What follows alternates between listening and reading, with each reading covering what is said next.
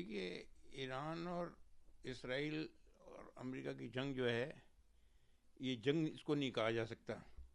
اس کو ایک ڈکٹیٹرشپ جو انگلش کے اندر ورڈ ہے وہ کہا جا سکتا ہے. کیونکہ امریکہ جو ہے وہ اپنے حساب سے اپنے انٹرسٹ کے لیے الگ الگ کنٹریز کے ہیڈز کو کیپچر کر رہا ہے، پراپرٹیز کو کیپچر کرنا چاہتا ہے، وہاں جو منرلس وغیرہ جو ہیں ان کے اوپر وہ قبضہ کرنا چاہتا ہے. اس لیے ان کے اوپر وہ جو ہے کہ صاحب میں یہ چاہتا ہوں، آپ یہ کرو گے، آپ یہ نہیں بناؤ گے، آپ یہ نہیں پہنو گے، آپ وہ نہیں کھاؤ گے. یہ چل رہی ہے ڈکٹیٹرشپ. ایران سروچ نیتا آیت اللہ خامنئی اور کئی بڑے منتری کو امریکہ مارنے کا دعویٰ کر رہی ہے، اس پر کیا کہنا چاہیے؟ دیکھیے، یہ جو حادثہ ہوا ہے خامنئی صاحب رحمۃ اللہ علیہ کے اوپر جو اٹیک ہوا دوران میٹنگ، وہ اس کی جتنی کڑے شبدوں میں نندا کی جائے وہ کم ہے. کیونکہ دوران میٹنگ انہوں نے امریکہ نے اور اسرائیل نے مل کر کے جو اٹیک کیا، اس کے اندر ان کے ساتھ جو سینئر منسٹرز اور کلیگ جو ان کے تھے وہ مارے گئے، بے قصور مارے گئے، ناحق مارے گئے. تو ایسے لوگوں کو اوپر جب کیا گیا ہے تو ان کو شہید کا درجہ ملتا ہے.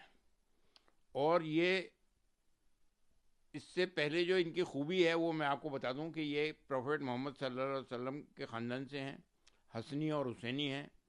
اور اس خاندان نے کبھی بھی یزید کے سامنے کبھی جھکے نہیں. تو یہ جو امریکہ اور اسرائیل ہیں یہ یزیدی قوم ہے. حضور نے اپنی حیات مبارک میں نجدیوں کے لیے، نصاراؤں کے لیے، سب کے لیے فرما دیا تھا کہ کیسے ان کے ساتھ برتاؤ کیا جائے اور کیسے نہیں کیا جائے. تو انہوں نے یہ بے قصور مارا اور ناحق مارا.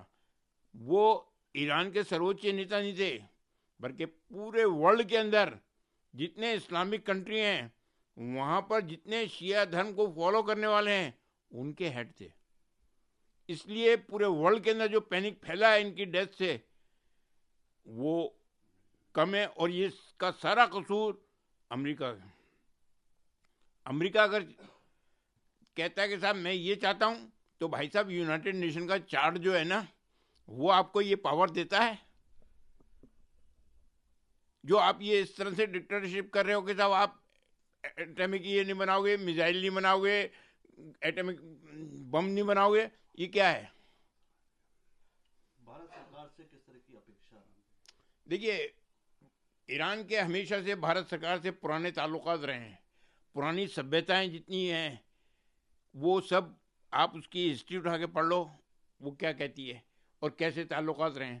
تو میں بھارت سرکار سے بھی یہ اپیکشا کروں گا کہ وہ اس پینک کو ختم کروانے کے لیے اپنے پاور کا استعمال کریں، اور جو شانتی کا پیغام ہمارے یہاں سے صوفی سنتوں نے دیا ہے اس کے اوپر عمل پیرا رہتے ہوئے دیش کے اندر ہی نہیں بلکہ پورے ورلڈ کے اندر جو ہے شانتی قائم کرنے کے اندر اپنا سہیوگ پردان کریں.